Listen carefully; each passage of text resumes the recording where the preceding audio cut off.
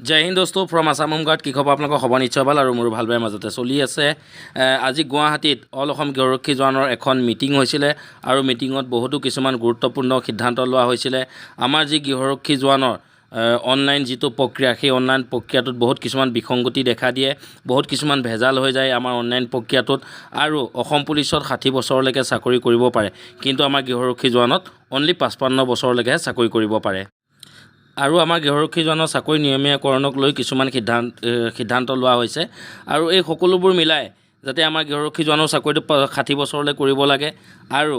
এই যি online system এইটো বন্ধ কৰিব লাগে তাৰ কাৰণে উচ্চ ন্যায়ালয়ত এটা কেছ ৰুজু কৰা হ'ব আৰু সেই কেছ ৰুজু কৰাৰ ক্ষেত্ৰতে এই মিটিংখন মানে আয়োজন কৰা হৈছে আৰু সিমানেই আছিল ভিডিওটো আৰু আপোনালোকে যদি ভিডিওটো চাই ভাল পালে তেনেহলে ভিডিওটো যিমান পাৰে শ্বেয়াৰ কৰি দিয়ক আৰু চেনেলটো সাবস্ক্ৰাইব কৰি দিব যাতে আমাৰ সকলো গৃহৰক্ষী ভাই বন্ধুৱে পায়